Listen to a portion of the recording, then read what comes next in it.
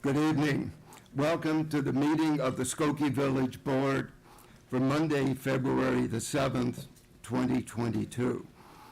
With Skokie and the entire state of Illinois now in Phase 5 of the Restore Illinois Plan and the lifting of restrictions on in-person gatherings, Skokie Village Board meetings are in person in council chambers at Skokie Village Hall, 5127 Oakton Street.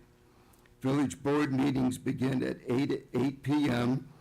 and will continue to be broadcast live at the Village's YouTube channel, as well as on Skokie Vision cable television channels, 17 Comcast and 25 RCN.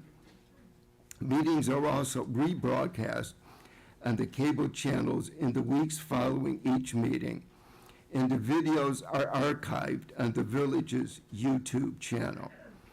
As of August 30th, 2021, all individuals in Illinois shall be required to wear masks when indoors, including village buildings. Public comments may still be submitted to publiccomments@skokie.org. Comments received prior to the meeting or during the meeting will be provided to the village board, but will not be read aloud. Public comments also can be mailed or hand-delivered to Skokie Village Hall, 5127 Oakton, Skokie 60077, attention Village Manager's Office, or placed in the exterior drop box on the west side of Skokie Village Hall.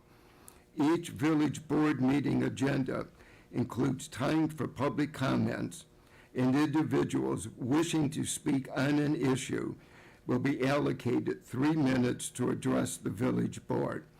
And now it gives me great pleasure to introduce our village clerk, Pramod Shah, who will lead us in the Pledge of Allegiance.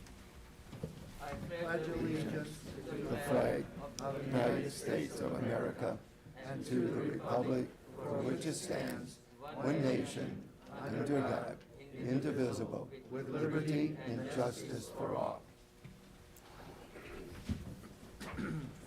The meeting will come to order, and the clerk will please call the roll. Trustee Sutka, Here. Trustee Robinson, Here. Trustee Kuhn, Here. Trustee Johnson, Here. Trustee Pure Slovin, Here. Trustee Klein, Here. Mayor Van Dusen. Here, we have a quorum. Next item on the agenda is approval of the consent agenda for this evening's meeting. A motion is in order. Trustee Sucker, seconded by Trustee Kuhn. Is there anything on the consent agenda anybody would like to have removed? If not, call the roll, please. Trustee Sutka, Aye. Trustee Robinson, Aye. Trustee Kuhn, Aye. Trustee Johnson, Aye. Trustee Pure Slovin, Aye. Trustee Klein, Aye. Mayor Van Dusen. Aye, the motion passes. With us this evening, and with that vote, the appointment of Jeffrey Schwimmer to the Consumer Affairs Commission is approved, and I would like to thank him for his volunteerism, and we very much appreciate everything that he will be doing. The Consumer Affairs Commission is very helpful to the village, and we look forward to working with you, Jeffrey. Thank you very much. We appreciate your being with us this evening. And with that, report of our village manager, John Lockerbie. Thank you, Mayor Van Dusen and village trustees. Good evening, everyone. Item A is regarding an Old Orchard Center Business District designation and approvals. The village staff and ownership from Old Orchard Limited Partnership, commonly known as Westfield, have been working collaboratively to strategize ways to facilitate additional investment at the Westfield Old Orchard Mall. The mall is one of the most significant economic drivers in Skokie, and the future viability of the mall is critical to the community, applicable school districts, as well as other units of government. A business district designates an area as a special district to facilitate development and redevelopment by imposing an additional tax. After many discussions regarding Westfield's plans and requirements for further investment into the mall, the village began the process of reviewing the requirements for a proposed business district. In April of 2005, the village created the East Industrial Business Redevelopment District. On December 6th of 2021, the village board approved the resolution proposing the designation of the Old Orchard Center Business District. A presentation regarding the proposed business district and a public hearing were conducted at the January 18th village board meeting. This proposed business district is a proactive action by the village and Westfield and will ensure the continued and future success of the mall with the goal of achieving the best-in-class status.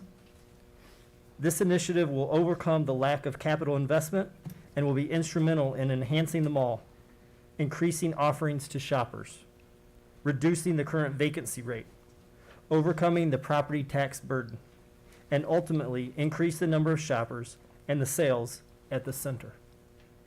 With the changing retail environment in general and within the metropolitan area, now is the ideal time to facilitate this investment and ensure the relevance of the mall for the future as the choice destination for the North Shore and beyond.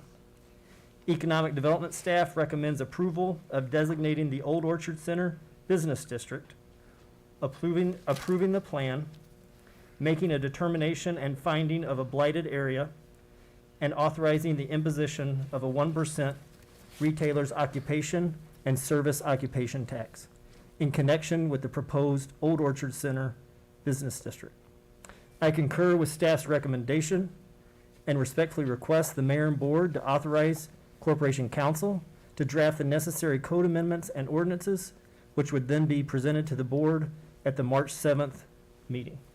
A motion to concur with the manager's recommendation would be in order. Trustee Pure Slovan, seconded by Trustee Kuhn. Are there any comments or questions? Call the roll, please. Trustee. Oh, I'm sorry. Sorry, I have a couple comments and a few questions for the council. So if we're going to proceed with this, we have to designate the mall as a blighted area. This is an issue I raised a few months ago, this issue of defining blight.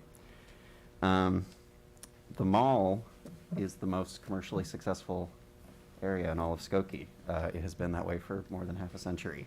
Sales at the mall are somewhere in the ballpark of $500 million a year. The mall has many luxury stores, and from my understanding, the redevelopment plans that have been talked about are really about attracting even more luxury stores. My kind of first big question is it appropriate for us to designate the mall as a blighted area for the sake of this business district? This is really to the council. The response to the question from a legal point of view is that its term blight is defined under statute and those provisions. The real technical answer then as to how those apply to this current property would really be best either to the village manager or to the head of economic development. They're the ones who are developing the plan. But we look to the statute for the issue of definition of blight, which is not the definition that I think we typically, as individuals, would think of in common conversation. It has a technical definition, and I think, I don't know if the village manager or head of economic development really want to respond to that. I think it can be summarized in one way. The property tax burden in Cook County is significant. So Westfield has over 30 properties in their North America portfolio. And unfortunately, Old Orchard has the highest property taxes per square foot of any mall that they own. And so what that does is prevent capital investment into the mall. So it's been more than 2 decades since the mall has had significant capital investment. And so this opportunity is a way to overcome the lack of capital investment in the mall and set it up for long-term success, which is important to the residents, the community, and the business community, because it is an economic development engine for the community. Let me make my second point, which is kind of about the business community as a whole. So what we're doing tonight, from my understanding, and correct me if I'm wrong, but we've never, as a village, done anything quite like this in the past. We've never designated a specific geographical area and allow it to operate under a different sales tax than the rest of the community. Kind of a question to the council is this a tool we should use? Is this fair to the business community as a whole to let one commercial area operate under a different sales tax than the rest? We all know there are various tools that state legislature has developed to keep the integrity and intensity of economic development in any community. We know other communities have used this. We know that we've at times used a tool like designating an area as a TIF area, which also has tax implications. So I think, and the county also puts forth provisions such as a 6B and a 7B to also bring some kind of economic relief to necessary economic engines in the village. So any of these tools are used by all kinds of communities throughout the state. They're certainly available to us. And again, I would turn to the village manager as to why particularly this one tool is going to be suggested as to be used for this particular area. But any of these tools are well tested and thought through in the state legislature, and we're not far from the first to ever use these types of things. And it's an issue of maintaining vitality to the economic engines that allow us to do some of the other programs we choose to do. But I really would turn that then to village manager.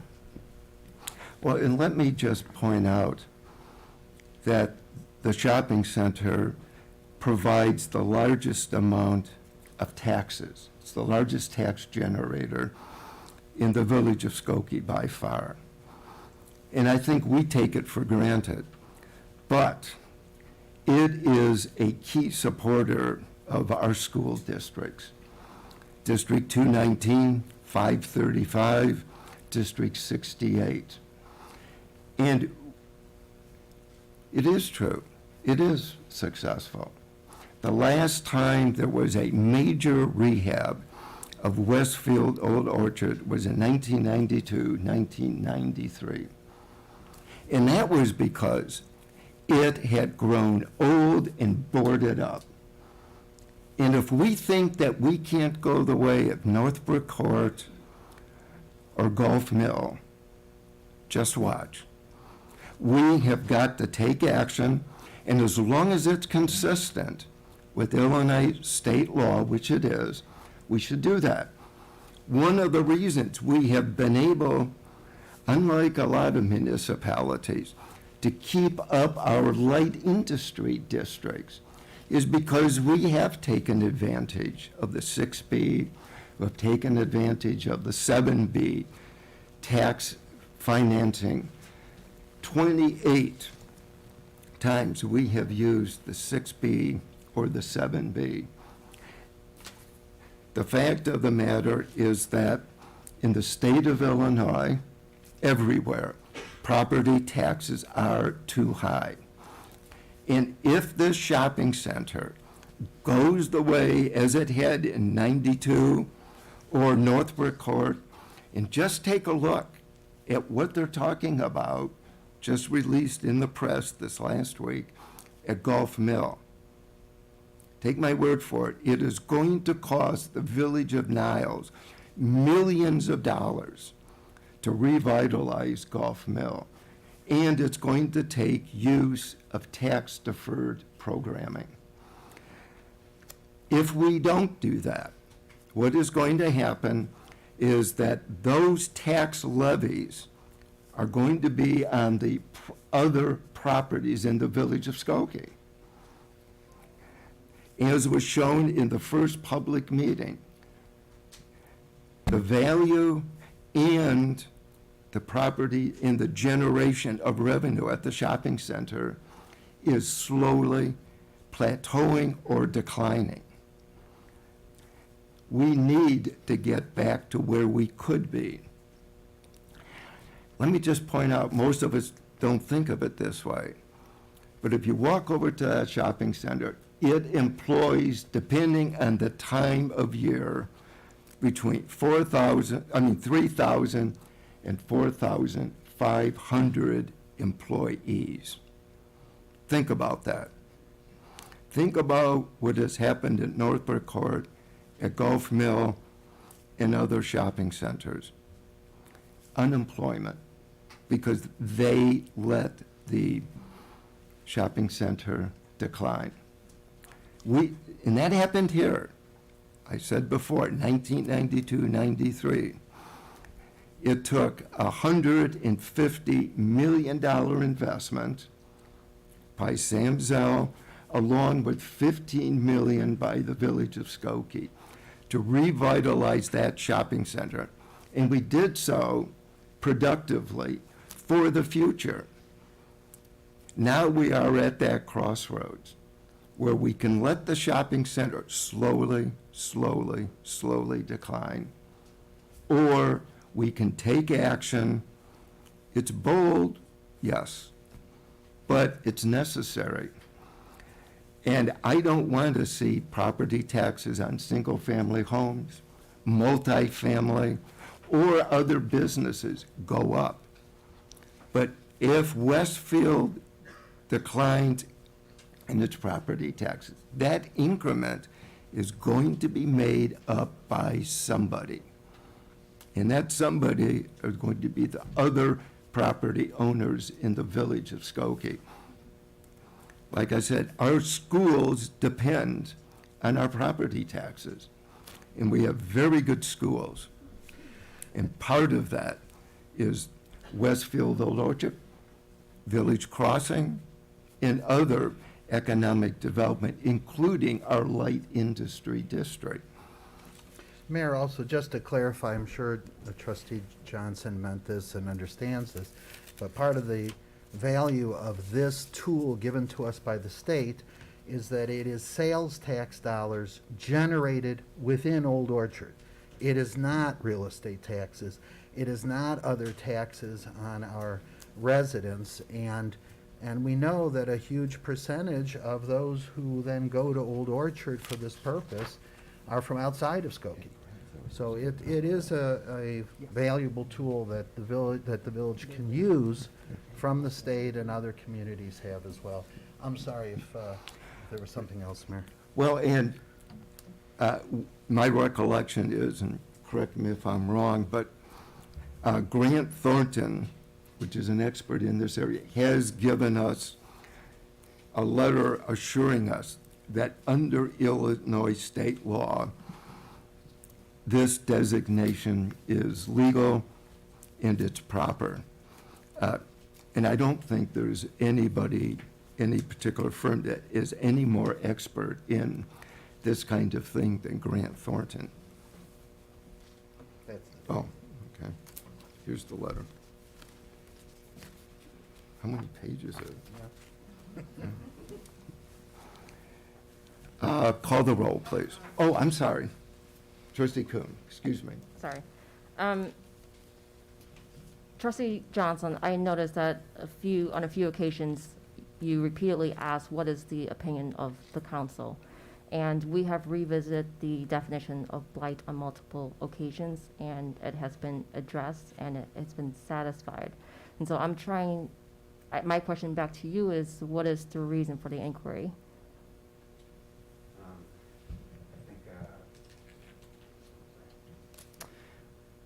I think we're about to create an economic inequity in Skokie. I think we're about to create an imbalance in sales tax and literally create an inequality.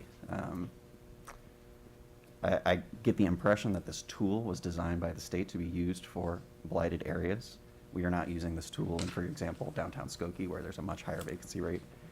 We are intentionally using this tool at the area that I would say is the opposite of whatever the opposite of blight is, the most commercially successful area in Skokie. So I don't think we're using this tool the way it's intended. So you're stating that the area that is going to be harmed is, for instance, the downtown Skokie area, correct? Wait, say that again? You're stating that the area that would be harmed, if you're talking in terms of equity, is the downtown Skokie area, as an example. No, I think anything outside the borders of the area. We haven't even been inclusive of the businesses that are surrounding the mall. There are so many commercial businesses and strips surrounding the mall, and I don't get the impression that we've made any intention whatsoever to include them in this district. My understanding of the issue and the reason why I support this is when I think about the targeted approach that it's taken, looking at Old Orchard as a business district, the people who do shop Old Orchard, which are often people who are from out of town or can afford to shop Old Orchard, it's a different situation than trying to compare it to the downtown Skokie district. I think we can all agree that this business district is a bad deal for consumers, and I feel like we're justifying that by saying that the consumers are mostly not from Skokie. For me, that doesn't really matter as much. If this is a bad deal for consumers, it's a bad deal for Based on everyone. your personal opinion. This comes from my economic philosophy. I really think that we have an obligation to treat every business in this community as equally and as equitably as possible, and I don't think we're doing that here. But tax increment financing, 7B, 6B, do basically the same thing. And that is the tools, these are the tools we have been given by the county and by the state. And the whole idea is to try and keep the area vibrant. We have used tax increment financing for the downtown area. That's how we got Sketchbook. That's how we did during COVID, when the small businesses were trying to adjust.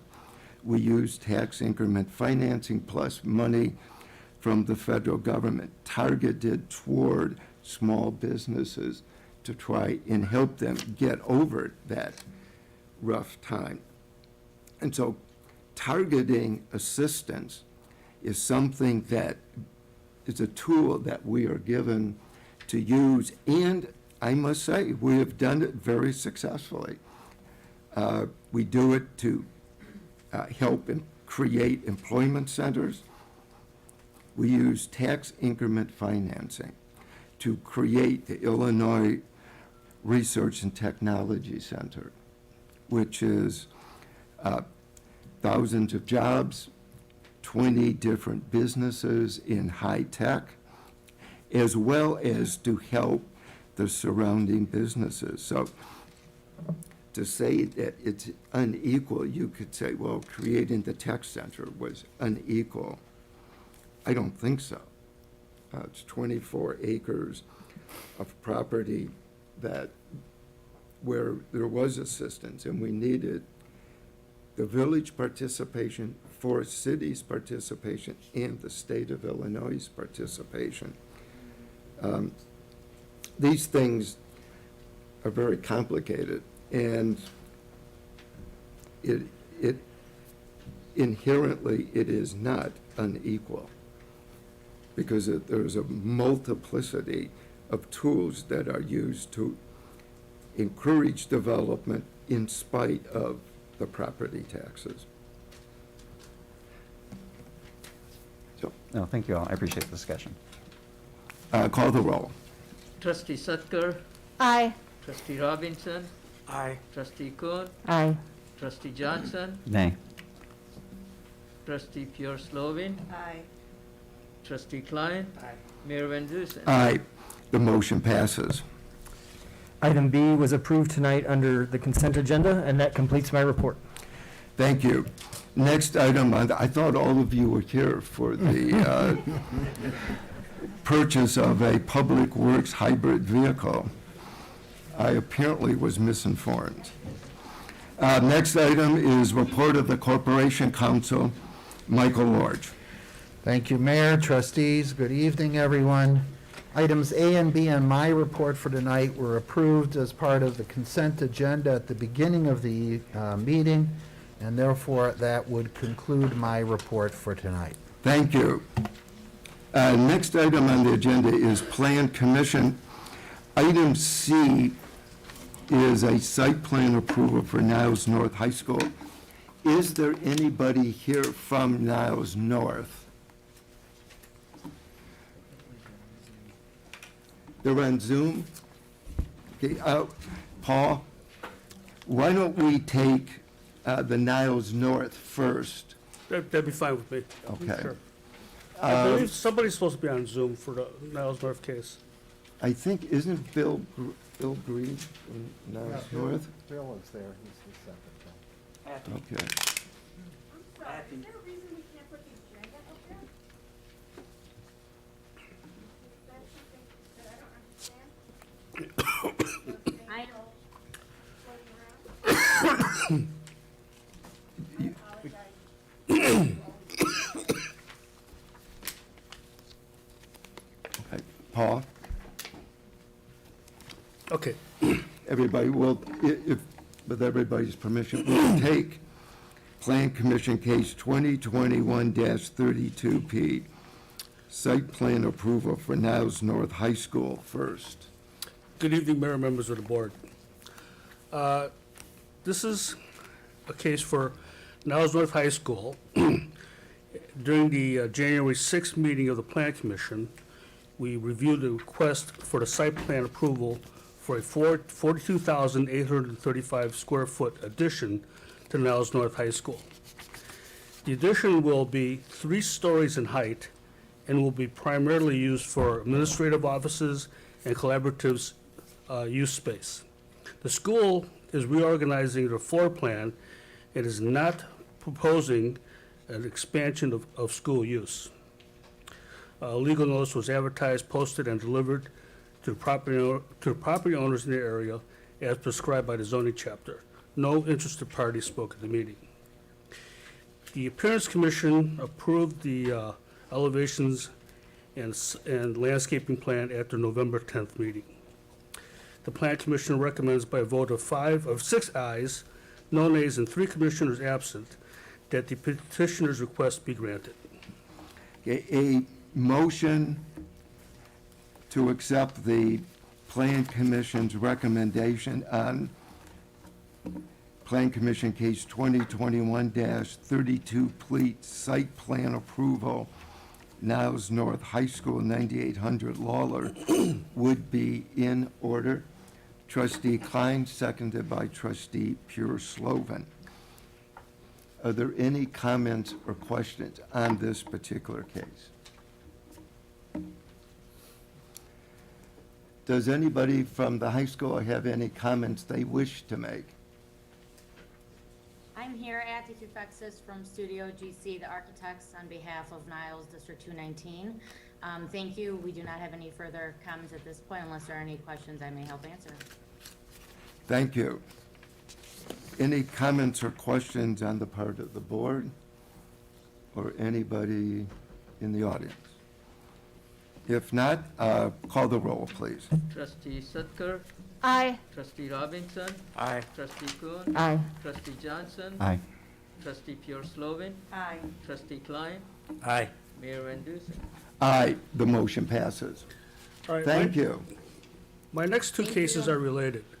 Case 2021-24P, a chapter amendment, and case 2021-25P, site plan approval. And what I'll do, I will present both cases to the board. And just as a reminder, each case needs to be voted on separately. After my presentation of the reports, Carvana's legal counsel, Donna Pugh, would like to come up and make Okay. a few comments. Let me explain first, Paul. We are now turning to the Plan Commission report on the proposed Carvana project. This case has been the subject of much comment and discussion within the community of Skokie and beyond. The rules for taking up this case will be as follows. Paul Luke, the chairman of the Plan Commission, will present the findings and recommendations of the Plan Commission. The representatives of Carvana will be permitted to make any comments they wish after Mr. Luke's report to the board. Carvana's representatives will be allotted 30 minutes. Once the Plan Commission and Carvana have completed their portion, I will ask the board for a motion and a second on the two subjects taken together, rezoning and site plan. Provided there is a motion, I'll then ask the members of the Board of Trustees for their comments and their questions. After every member who wishes has completed their comments, questions, or perhaps motions, I'll turn the podium over to the representatives of Optima for 30 minutes to present their dissent. Once Optima has completed its presentation, we'll open the floor to the public.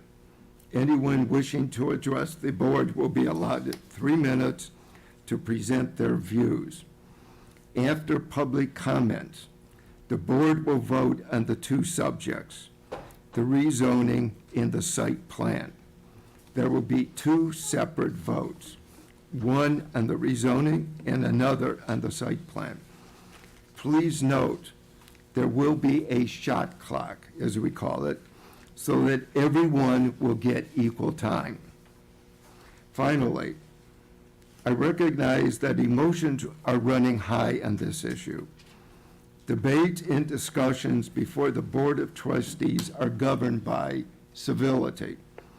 Everyone who wishes to speak should be accorded respect, regardless of whether we agree or we disagree with their point of view.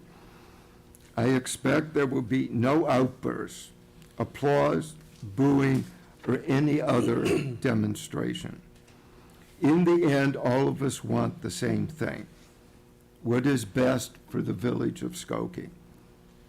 Whatever the final decision tonight, we want to ensure that everyone was accorded a fair opportunity to present themselves and to express their individual points of view.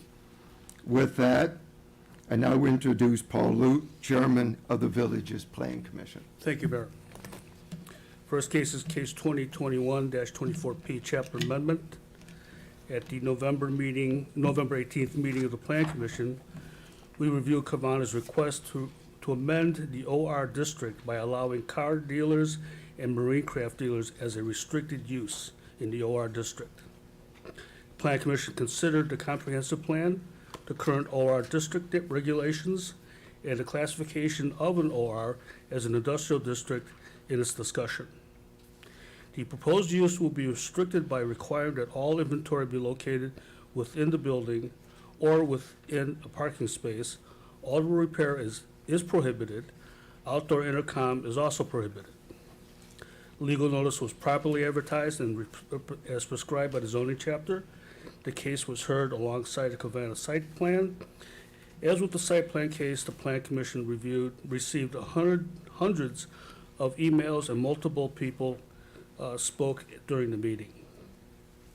The Plan Commission, on a vote of 5 ayes, 2 nays, and 2 members absent, moved that Chapter 118 zoning of the Skokie Village Code be amended and recommended to the staff report for 2021-24P.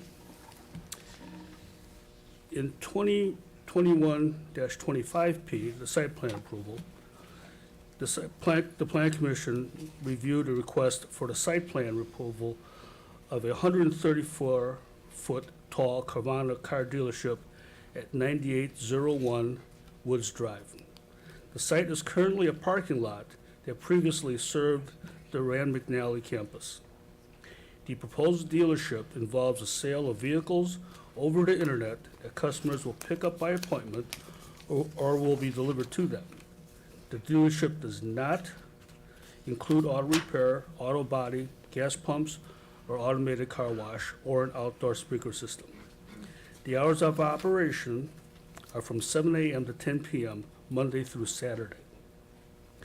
The applicant is providing a $200,000 bond to cover the cost of demolition if Carvana should declare bankruptcy and the building is vacated for 2 years.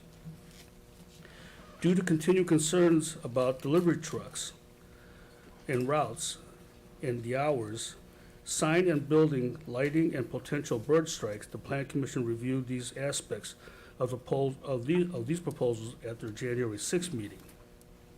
At the meeting, the Plan Commission approved a truck circulation route that utilizes the northern part of the site, restricted delivery hours from 7 to 10 p.m., and required trucks to be turned off during deliveries.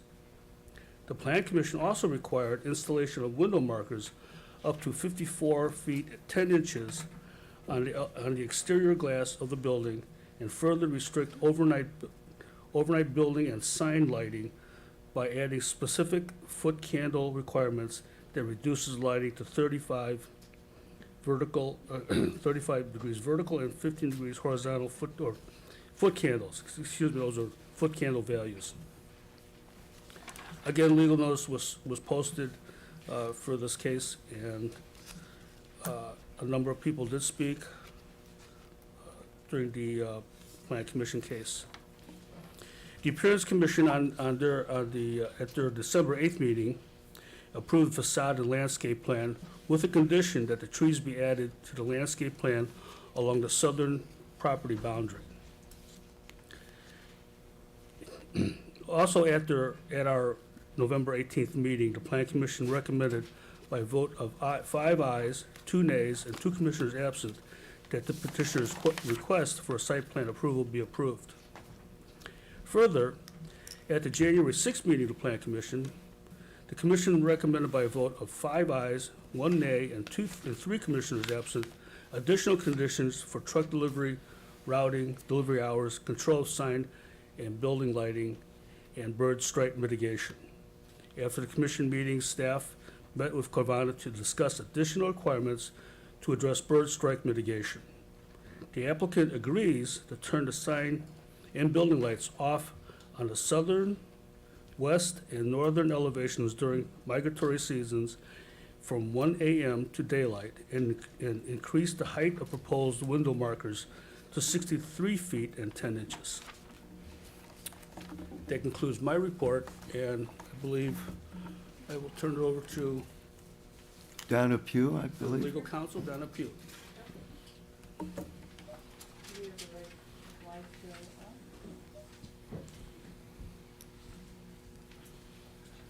Well, Podium does. okay. Yeah, he does. You get the right man on the job for that. Okay. Wonderful. Okay. Good evening. I'm Donna Pugh, partner in the law firm of Foley and Lardner on behalf of Carvana. Carvana is seeking 2 things: an amendment to the text of the zoning code and a site plan approval. Because, as you just heard, there have been a number of different versions of the site plan. We just want to make it clear, and a number of them are attached to the staff report. If we could show, Mike, trying to show, right? The official final site plan that we're proposing. So this is the one that includes all the changes that you were just hearing about. Just wanted to make sure you know what's before you, which, as there were multiple versions. Now, Carvana selected a parcel on Woods Drive that has been, yes, here we go. It's been zoned office research, which is classified as an industrial zone. Originally, this whole corridor was zoned, and I think still is zoned OR, this industrial type. We know that at some point, Optima, when it was built, although it's still zoned, that was allowed to have the residential there. Now, but at this site, Carvana, we could build, and you'll see some drawings of that, 180 feet tall all the way across, assuming we would provide enough parking. Could be a massive apartment, just like Optima, or apartments or condos, a big hotel, there could be a big office. And instead, what we have is a 40 by 40 foot tower. So as you'll hear from our urban planner, this is a very small use for a 5-acre site. And, you know, what the zoning would allow would be a much, much larger, taller building, 50 feet away from the Optima property line. So just so you know what the zoning district allows. Now, there's been a lot of change in Carvana's proposal, as you heard, so I won't go through all those details about the different votes and, you know, the 5-2 votes by the Plan Commission, and then also the unanimous approval of the Appearance Commission. But at some point, Carvana started to really educate themselves and study and learn and bring in experts, a lighting expert. We have a whole team here, brought in a third-party lighting expert to analyze its lighting, basically auditing the original lighting plan that was developed by the Carvana consultants. We brought in Paul Grollo, who's on the Zoom, who's a bird strike vendor and expert in bird strike mitigation glass. So they continue to bring in experts and modify repeatedly the different rounds that Paul described, each time being willing to go further, to work with folks and try and make adjustments. So for example, there were some concerns raised about the trucks coming in at the southern end of the Carvana site next to the Optima. And although that works far better for Carvana, the way the trucks go from left to right is actually better than coming in the other way. There were various reasons why Carvana was not thrilled to do it, but they did. They switched it around. They've been able to work with their operations people to make the trucks go the opposite way, and switched everything and accommodated so that the trucks are now loading from the farthest away possible side. And each thing was like that, where they were asked to do things. The answer was always, we will study it, we will look into it. And they've made many accommodations. Brett Sassenberg is going to speak about that in a minute. They changed their hours of when they could deliver cars to make it more accommodating. They added the bird strike markers on the glass at significant expense, up to 50 feet initially. As you've heard, then after another round, they've now gone to 63 feet, 10 inches. Despite the fact that we have a land use planner in our own, at Foley in my group, scoured the country looking to see, well, what do other municipalities do? Because I personally had been involved in Evanston with the Albion of Evanston, which is a very tall glass building that recently opened. And there we had been told that it was the first 30 feet. Many of the folks who are here today were there saying that it's the first 30 feet that's so critical for bird strike. So Albion, the case I worked on, we adjusted, and the bottom 30 feet, we changed to a bird impervious surface.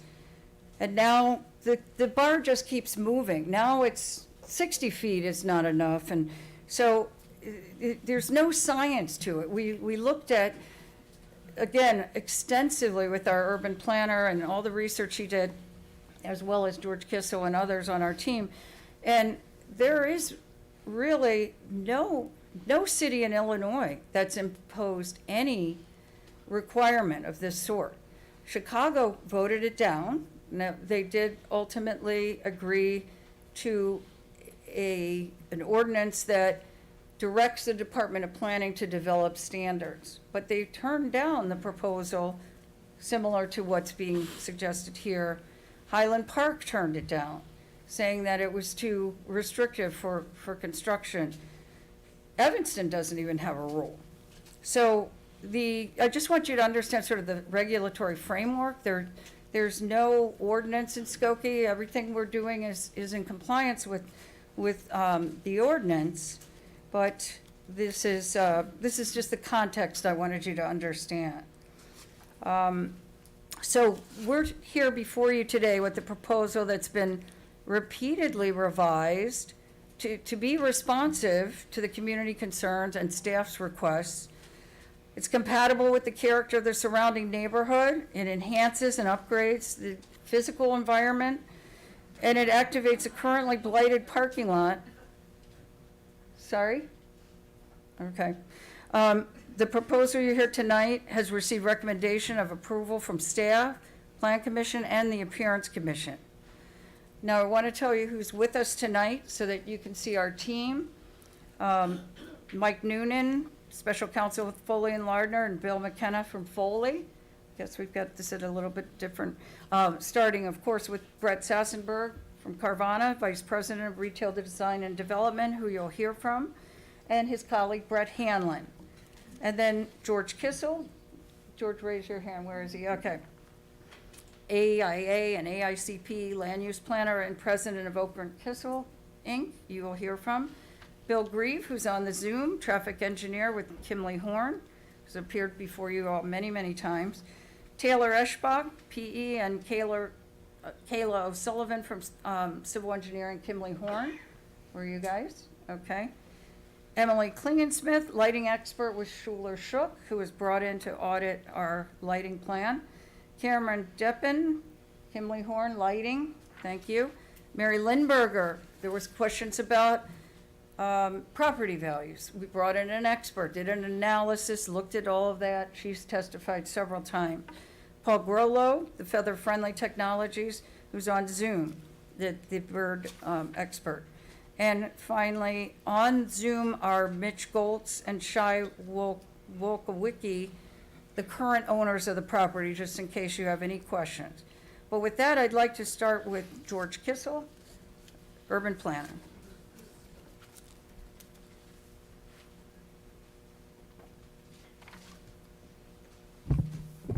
Thank you, Donna. My name is George Kissel. I'm the president of Oker and Kissel Associates with offices in downtown Chicago. As Donna intimated, I'm a licensed architect and a certified planner. I've got about 40 years of experience in planning and zoning, and I'm accepted as an expert in the courts of Cook, Lake, DuPage, and Kane counties in planning and zoning issues. I'm going to just quickly run you through the proposals so that you have sort of a visual short-term visual memory of what we're actually proposing before you. Talk a little bit about the land use context and the zoning context, and talk a little bit about some of the potential impacts that the proposal might have. As explained earlier, the subject property is part of a subdivision in a land sale. The northern property, as you can see on the slide, is occupied by North Shore Medical and other health-related uses. The central property is currently vacant with the departure of Rand McNally and the closing of Everest College. And the subject property, of course, is what's under consideration for the proposed Carvana vending machine fulfillment center. If you could have the next slide, please. So this is the existing condition. Currently, the site's improved with a parking field that was accessory to the office and education uses adjacent to the north. It's a 5-acre site with about 354 parking stalls. Very little healthy landscaping remains on the site, and limited store management facilities. Next slide, please. So the proposed site plan includes a 7,950 square foot single-story building with a 1,600 square foot 14-tier vending machine tower, about 262 parking stalls, 2 curb cuts for entry and exit to and from the site, and 1 for truck access, as you can see at the north end of the property. There's also 2 staging bays with 24 tandem spaces for vehicle delivery and staging of vehicles, and 2 drop-off bays for the Sell to Carvana program. The site plan pushes the structure as far east as possible to take advantage of the expressway visibility, and also to be located as far away as possible from the Optima residential development to the south. It's about 170 feet north and about 40 feet east of the northeast corner of the Optima development. Landscaping on the site is going to be expanded and upgraded. 32 additional trees will be added. 5 healthy trees will be preserved. The landscape area will be increased with new perimeter, frontage, and interior plot plantings, including a 5,400 square foot bioswale, providing more permeable surface on the site and upgrading the storm management. In addition, a pedestrian and bicycle connection is provided at the north end of the site, providing access to the Skokie Valley Trail to the east of the subject property. Next slide, please. So here's a view of what the vending machine will look like. It's, as mentioned, it's a 14-tier design with a 51-car capacity. Sales are projected to be over 2,300 vehicles by 2025, with an estimated sale of over 8,000 vehicles per year when it's firing in all cylinders. In the first 10 years, Carvana is expected to generate just about $9 million in revenues for the village of Skokie. If I could have the next slide, please. So here's a quick view of the elevation. This is the west elevation facing Woods Drive. As indicated earlier, it's a single-story building with a vending machine tower. Tower rises to about 133 feet. It's clad in a metal and glass curtain wall with metal panel accents. Single-story portions about 14 feet with metal and glass facing Woods Drive, and EFIS and metal panel around the back and sides. Split block garden walls separate the staging and drop-off bays, and signage is limited to the top of the building, and it's tasteful and understated. So, subject property is located in the OR Office Research District, and the OR district is categorized as an industrial district by the Skokie Ordinance. Initial development on the site was by International Materials Corporation. They basically extracted raw materials and processed them. Later on, that campus was expanded and taken over by Brunswick Corporation, manufacturer of sporting goods and various other watercraft and things. Brunswick vacated and was, in turn, the campus was occupied by Rand McNally, who also, after a period of time, left, and now the remaining occupied uses are medical office on the site. Basically, the bottom line is that change is kind of built in to land development over time. Nothing remains the same. And similarly, neither the landowners or municipalities can allow land to remain fallow. And in this instance, we have an opportunity to redevelop a underutilized piece of land with a productive use. The OR district permits a range of uses. Included are general sales and services, including mail order and direct sales. That's a direct analog to what Carvana does. They're a direct sales operation, selling to the consumer directly over the internet, and this is their fulfillment center where after the sales are executed, the customers come and pick up the product. Other land uses in the area, it's important to note, and adjacent immediately to the south and east, are another automobile dealership and a self-storage facility.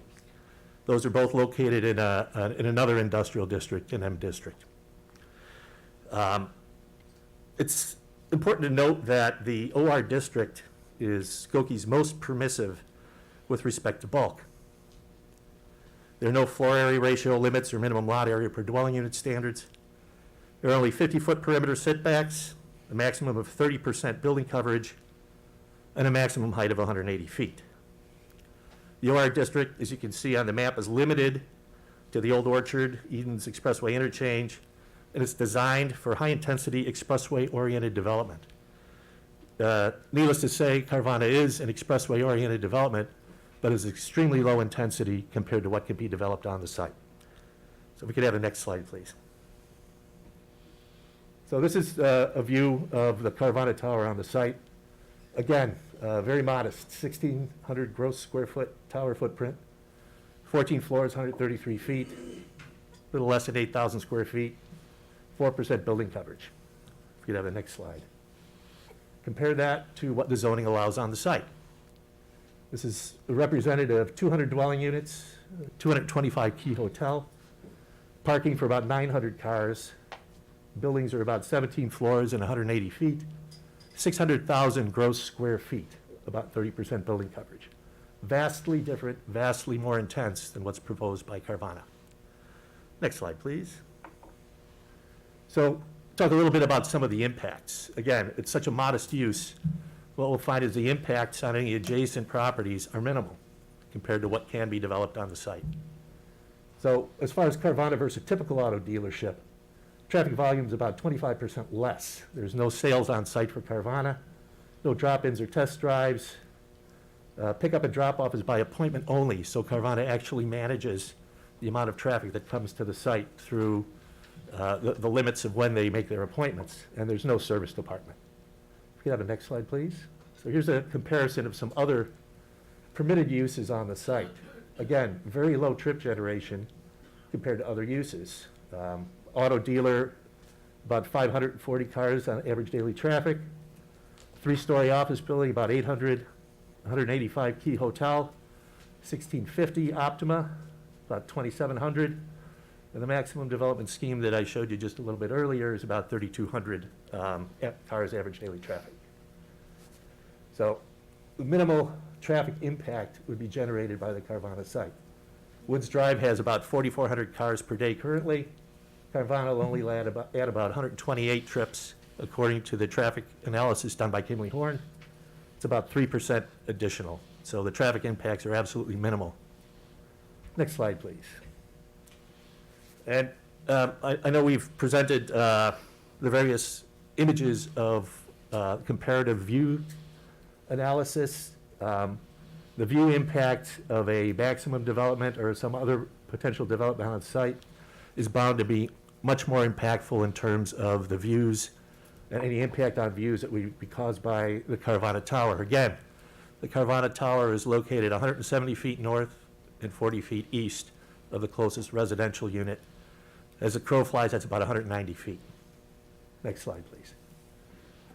So we talked a little bit about land values. Mary Lindberger, an MIA appraiser, did a study and analysis of that, and her conclusions and observations are here on the screen. Basically, Carvana has a limited scope of activities. There are limited customers on site. It's a low traffic generation use. It has limited managed deliveries to the site. And it minimized noise and vibration through the modification of the site plan and requests from neighbors.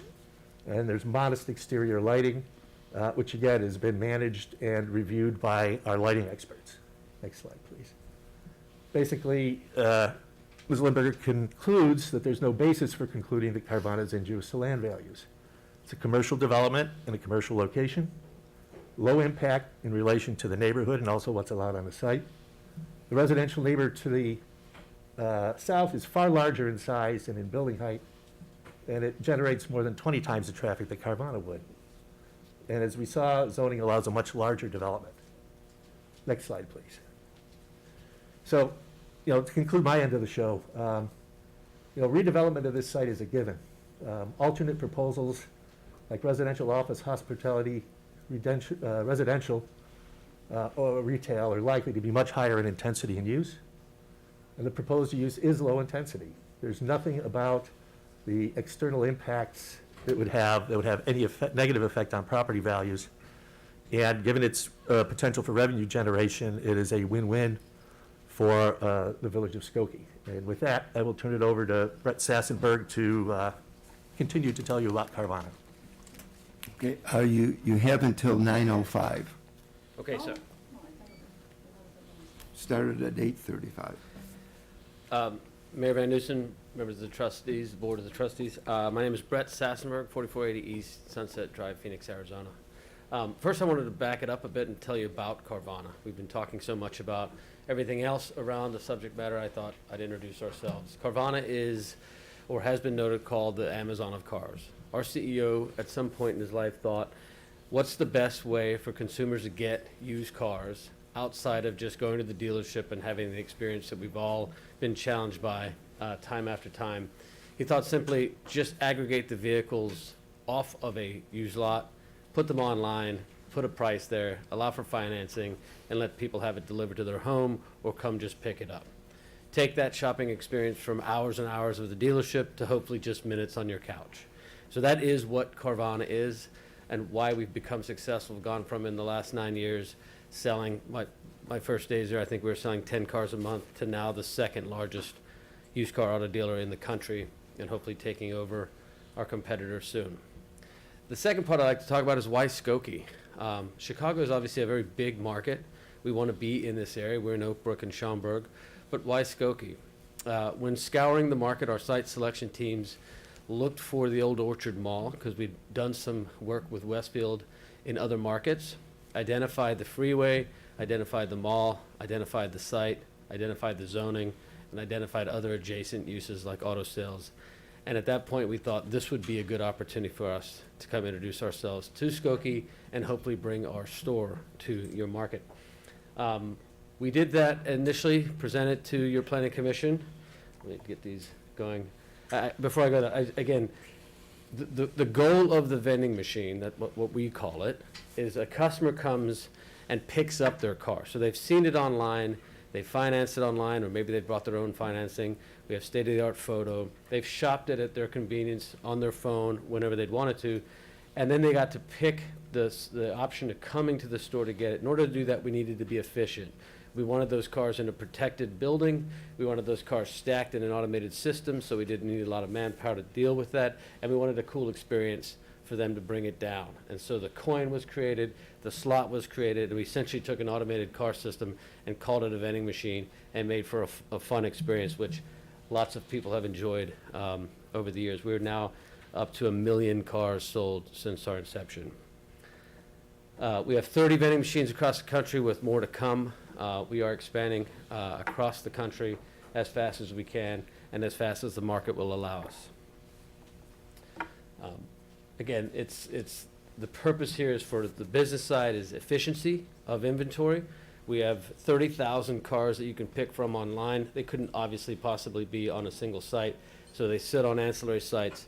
We own the logistics trucking route that gets those vehicles across the country to the consumer, but the consumer has a slight footprint when they come and a great experience. Again, when you're at the store, you're probably there 10 to 15 minutes with someone before you get your keys and you leave, which usually is the best 10 to 15 minutes of any car buying experience traditionally. We own, again, so here's where we got to, sorry, we condensed our presentation. So we came in, we presented our case at the October 21st, met with neighbors, got feedback from those neighbors as you would any traditional development, talked about truck routes and hours of operation and lighting and noise and such. So we ended up meeting with Asher and his team and started a plan for how we would present our case at your planning commission. So we revised our truck routes. We revised our hours of operation. We pushed our building further back, and we decided we'd dim our lights. Things that we have no objection to. We generally hadn't done anything with the lights in the past at other stores, but we appreciated the fact that that was residential next to us, and we wanted to be a good neighbor. That's the moment, too, that we met Annette and her team, and at first heard about bird strike mitigation concerns. We had no idea about it. We'd never had that concern in any other market. So it took some time for us to catch up a little bit on what to do with that. Obviously, at the Appearance Commission, that was a unanimous approval. We added additional trees on the south side to buffer that. When we came back to the Planning Commission, we had resolved with our neighbors the truck route concern, which was one of the conditions. We had resolved the hours of operation for our logistics trucks with those neighbors. We also had resolved the lighting concern. So in a traditional sense, in the Planning Commission, you would argue that's a unanimous approval. We've solved to the neighbors' concerns. Everyone seemed to be happy, and we would come to you for ideally a consent agenda item, except for the fourth item, which was still bird strike mitigation. Working with our consultants and asking lots of questions about what to do and what experts would tell you to do, we ended up coming back suggesting that we would go to 63 feet, 10 inches. And the reason that odd number is it just hits a next window line. So we would put a 4x2 pattern of dots, which is an approved version of bird strike mitigation. There's many, many, many different kinds. There's no science behind which one is more protective than the other. They're all recommended. So we'd agreed to do that to 6310. We've agreed to dim our lights. And in the migration season, we agreed to turn off those sides of the lights, leaving the freeway side on. That seemed to be, as far as we needed to go, more than anyone else had gone, and quite frankly, for Skokie, it would be a great benchmark building to prove out that there is bird strike mitigation here in Skokie without an ordinance. It's all voluntary. Ironically, in a neighborhood where there's lots of steel and glass and zero protection, in one of the smallest buildings on the street. So it's been a challenge to understand exactly what to do, other than do it all, which makes no sense economically or even for protection. This is what we learned. This is the Mississippi Flyway. It's that central blue dotted set of lines that the birds are flying north to Canada and south to the Americas. It's a large swath of the United States. It's not simply Chicago, and it is definitely not Harm's Woods. They're flying all the way across the country. No jurisdiction that we looked at to find guidance and guidelines has a policy. So again, we're at the mercy of sort of what folks think might be beneficial or what they believe their emotions tell them that should be beneficial.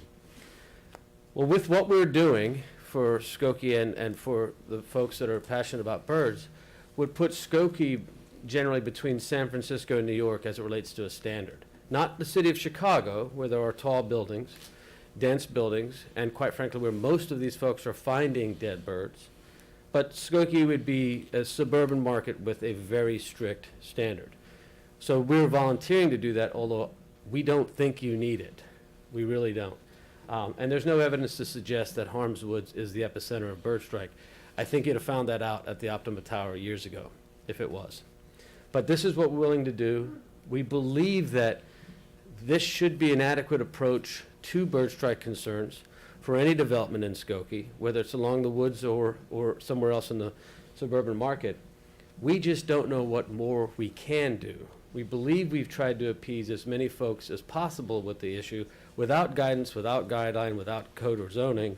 But as Donna alluded to, the goalposts move every time we do. So at this point, we've got our planning commission recommendations, the unanimous from the approval commission. We are just appealing to you. We want to be in Skokie. We love the opportunity here in Skokie. We're just wanting to appeal to you for your favor. Thank you.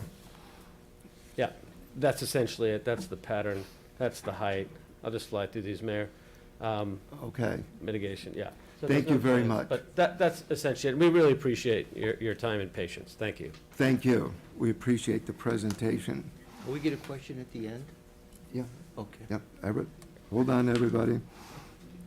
A motion to concur with the Plan Commission report in order to get this open for public discussion would be in order.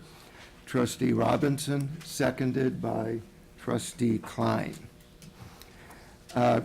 Do members of the board have any comments or questions? Trustee Sucker? I have a comment and a couple questions. Sure. Okay. Because this is a land use decision, we as members of the board need to decide whether this is a reasonable use of land and whether the village, the petitioner, and the community stakeholders work together to mitigate the impact. With that said, the fact is that this property will be developed. The property is zoned OR, Office and Research, which means that currently, without any board approval or community input, a high-intensity glass office building, hotel, senior living facility, or residential development could be developed on this land. So my first question is for Matt and the planning. I think it's probably important to clarify the history of the zoning in that area. Excuse me.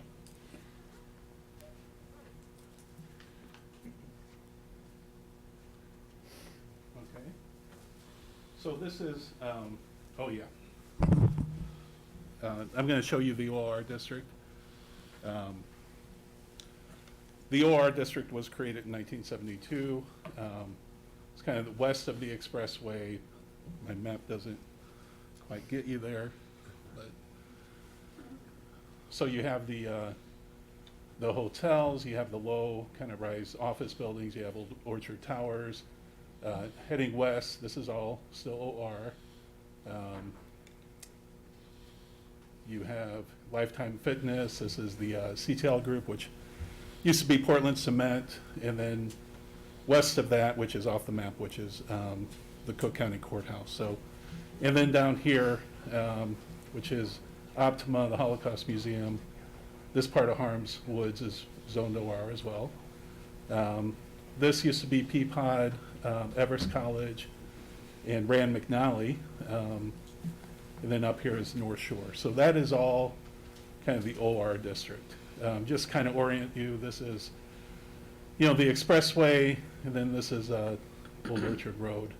Then the mall's over here, Niles North. I think, you know, Mr. Kissel really, you know, kind of provided a good history. You know, around, you know, the late 90s, you know, he mentioned, you know, kind of the former uses, but around the late 90s, like this area became very underutilized. And so, I was kind of looking at aerial photographs. I don't think this parking lot's been used for over 20 years. I know there were several redevelopment proposals in the area. Right now, we're looking at a hotel and, apartments through here. But, the big change was certainly adding, the museum and apartment or condo use, multifamily use for, Optima and then the Holocaust Museum. So, the OR district has changed over time. We amended, we opened up the ordinance and allowed those uses, kind of meeting the marketplace essentially. Okay, thank you. So Optima went through the same process. Yes, in 2003, yeah, the ordinance was amended. And residential became an allowable use. Yes, multifamily. Okay, my next question is for Carvana. Yes, I know that Carvana has made the following compromises, and you went through them based on the input of the community: changing the trucking route, changing the delivery hours, treating the glass, reducing the lighting. And so that means the lighting towards Harms Woods is reduced. Harms Woods, north and south, so the Optima Tower end to the Okay. north, correct. But based on the research and all the information that I've been reading, it seems like it would be better for the birds, for bird protection, if the internal and external lights on all four sides of Carvana, except lights for safety, could be turned off during the migration periods from March 15th to June 15th, and from August 15th to November 15th, each year between the hours of midnight and 7 a.m. Would that be something you'd be willing to do? It would. It would be. I think if it helps the case and the concern for the I don't want to say bird folks, that's not fair, but the passionate folks here tonight are concerned about bird strike, it would, and we would, as well as everyone on the board recognizes that we'd be the only building with that level of protection in the neighborhood, but we would love to be that building for you, yes. You would preserve your right for the sign. Sorry, obviously we'd like our sign on all those buildings, Optima, the Rand McNally, all those buildings have their sign on. The freeway-facing signage only. I don't need the sign at Harmswood. I would love that on year-round, all the time, regardless of the season. I looked out my hotel last night. I got in late. We were delayed, and all kinds of lights on at 1:30 in the morning. We'd be dark, just want our sign. We would obviously keep our parking lot lights on for safety. I think those are standards for zoning, for Skokie in general. But the internal lights, which are the only internal lights of the tower, we would turn off.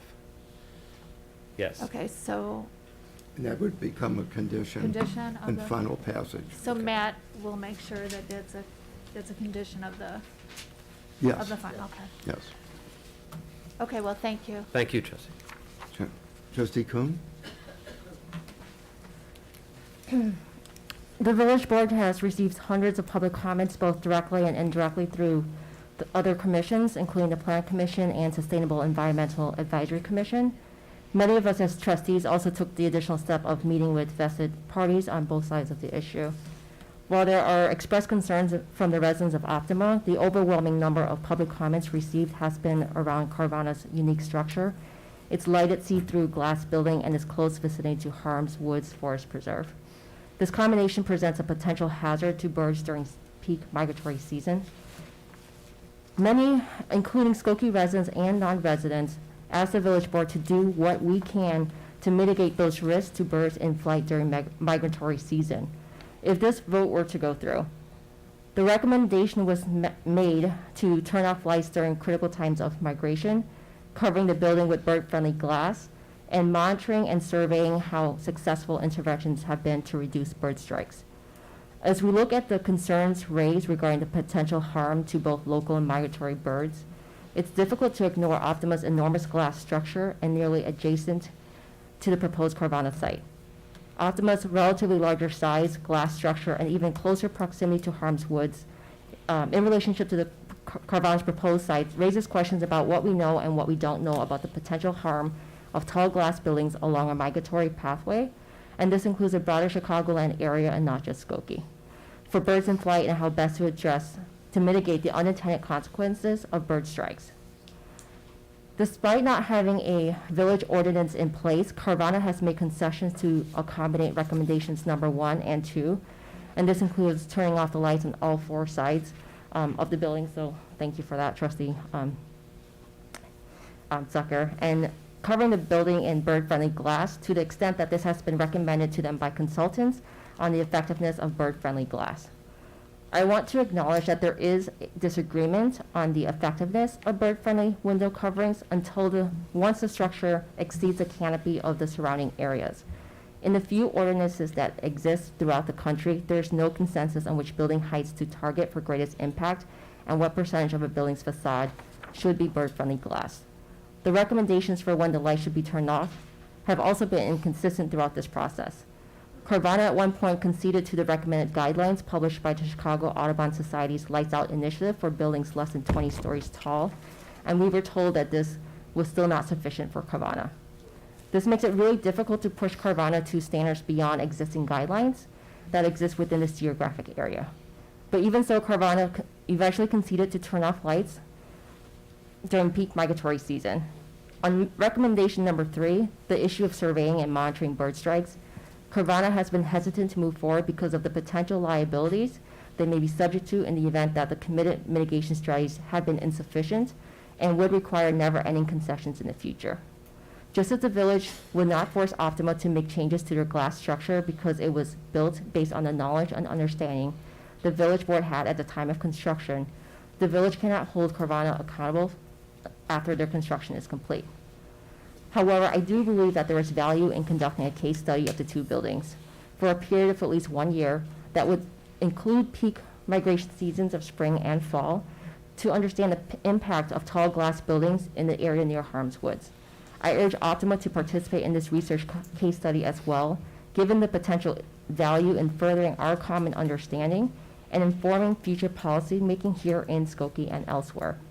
However, for Carvana, since the board will be taking their vote tonight on whether or not to move forward with their site proposal, I move that the Plan Commission's recommendation be amended to include an independent research study commissioned by the Village of Skokie to monitor and survey the number of bird strikes and how successful mitigation strategies have been in reducing bird strikes, with the understanding that no further mitigation would be required of Carvana nor Optima if they hopefully choose to participate in this study.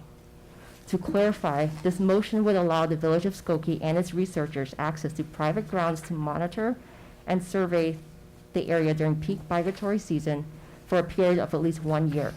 Carvana's site approval plans would be contingent on Carvana's agreement to participate in such case study. This will ensure that should Carvana's site plans be approved by the board tonight, it is moving forward with the best agreeable conditions for local and migratory birds in the area, given our understanding of the issue at this time.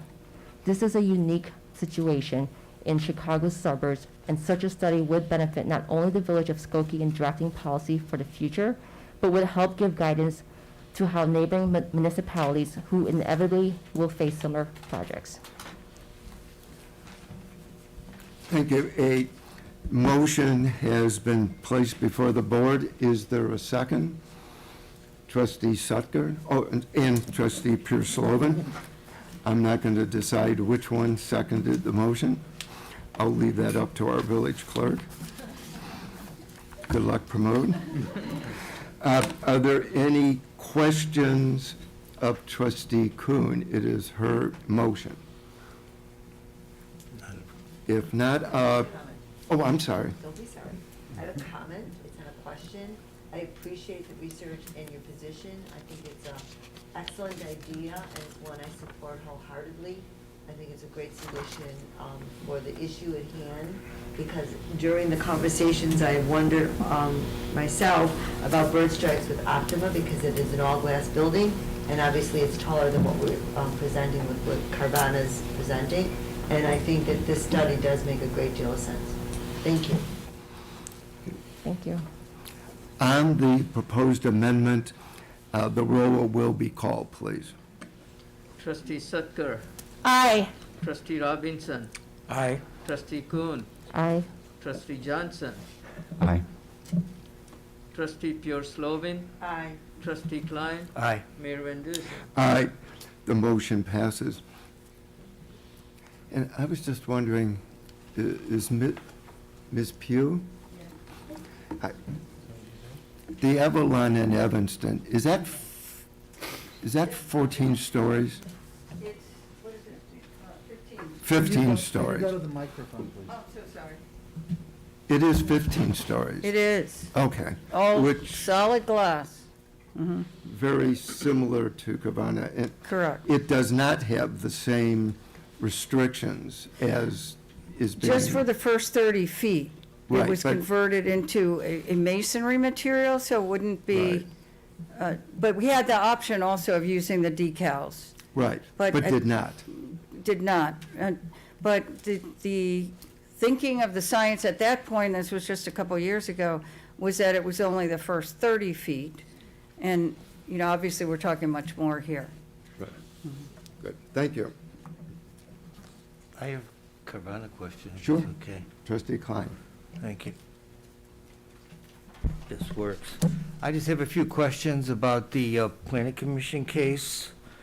First thing I'd like to talk about is the $200,000 bond to demolish Carvana if and when it is not in use. According to this, it says either declares bankruptcy and the building is vacant for 2 years. Is that an or an and? I believe it's an and. I would need to check exactly how that's written in the site plan report.